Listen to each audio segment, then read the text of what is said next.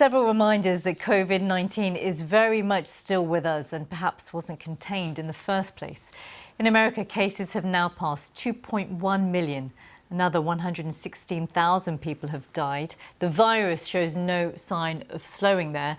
In the past 2 weeks, 19 US states have seen the number of new cases go up.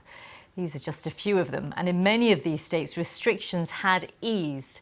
Well, let's take a look at Texas, Florida and Arizona, which all reported their biggest one-day increases. California came next with 2,108 cases recorded in just a single day. The US is the worst affected by COVID-19 in the world by far. And if you look at how it stacks up against some European countries, here you have the UK, Spain and Italy, which, as we know, were badly affected by coronavirus. However, nowhere has the level been matched to that of America. Well, for most, those statistics would be eye-watering. However, President Trump, who is planning a campaign rally in Tulsa this weekend, attributed it to this, taking to Twitter, of course.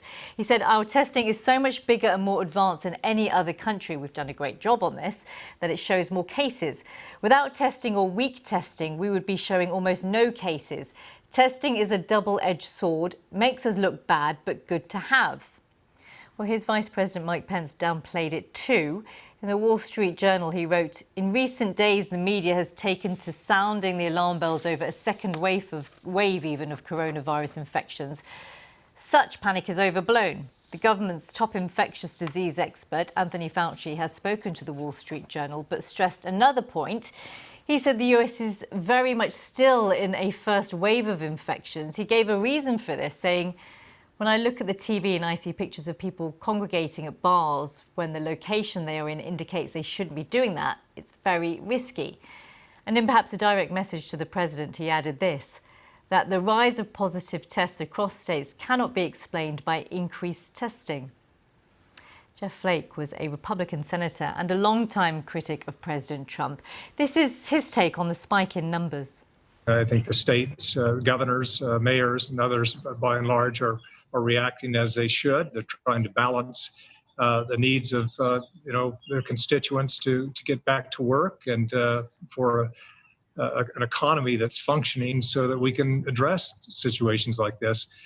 I don't think the federal leadership has been particularly good, but governors and mayors and others, by and large, I think are treating it as they should. Well, one of the hotspots of the pandemic has been New York. Neither traffic, is there?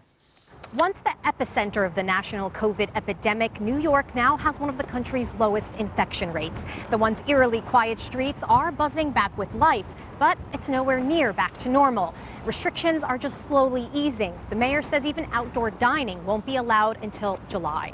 But across the nation, coronavirus cases are on the rise, with hotspots in the South and the Southwest. Just yesterday, infection rates hit record highs in 6 states, including Oklahoma, where President Trump plans to hold a rally on Saturday, his first in months. In Texas, restaurants were forced to close due to outbreaks after recently reopening at 75% capacity. In Oregon, 200 new cases were linked to a church.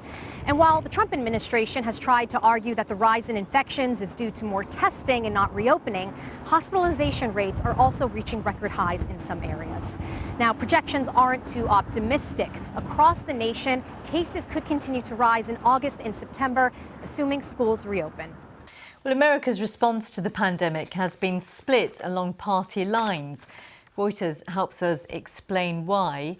According to its analysis in May, Democratic deaths from COVID-19 were triple Republicans' ones. We know the disease took hold in densely packed Democratic voting cities like New York and Chicago. However, 1 month on, and that pattern of infection is changing. The Economist reports the infections are rising fastest outside the biggest cities first afflicted and now taking root in Republican voting areas. William Fry is a demographer and senior fellow at the Brookings Institution. He's been looking into the coronavirus numbers across the US and joins me from Washington. Very good of you to join us. Thank you very much for being with us this evening. Looking then at the US map of the virus and how things have progressed, what are you understanding, given that there was a school of thought that this was perhaps only limited towards those states that were leaning towards politics that were democratic? Now, would you say that's completely misguided? I think it really is a bad way to look at it. Early on in this epidemic, it absolutely was the case that democratic states, especially very urban areas in democratic states, were at the core of this virus. But really, since the end of April, and now for the past 3 weeks particularly, the movement is to the south and to the west, to states that are either Republican states or what we would call swing states, and that means in the next election, they could either go Democratic or Republican, and you mentioned Arizona and Texas could be in that category, as well as Florida. And it's ramping up in those areas, and particularly in the small towns and the rural areas of those states. Those are the most Republican parts of those states, the areas that initially the president sort of warded off and said, well, we don't really need to take too much precaution here. This is mostly an urban blue state type of pandemic. It's really interesting, though, when there are much research and poring over the numbers when the initial outbreak in those democratic states. I mean, for you, what was the direct link then? Well, I think initially what was going on was this was happening in very racially diverse, high-density urban areas. And, you know, at the end of March, most of the cases were in the New York metropolitan area. And clearly that's a Democratic bastion. But as we move into the end of April, things have moved out to the Midwest and especially the South, the southern part of the United States, states like Georgia and Alabama and Mississippi. And now, more recently, in Texas, the last 3 weeks had a huge growth in the pandemic in Texas, taking over more counties and more cases. And we also see that in North Carolina and Arizona and Florida. And, you know, I'm not a public health person, I'm a demographer, but I look at very carefully at the demography of this spread. And I see this is moving to parts of the country that really are not urban at all. And it's spreading on a week by week basis, especially in what we call the Sun Belt, the south and west regions of the United States. Let's move to China, where the virus originated. The capital, Beijing, is now at the centre of another outbreak. More than 1,200 flights have been cancelled, and railway services have been reduced until at least the 9th of July. Primary school, middle school and college classes have been suspended, sports teams cannot play, and swimming pools and gyms, they've all been closed.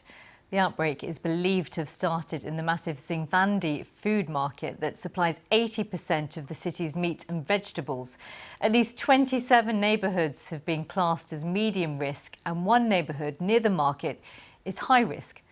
People in medium or high risk areas cannot leave the city, and people in low risk areas can leave but need to test negative first. With more, here's Steve McDonald in Beijing.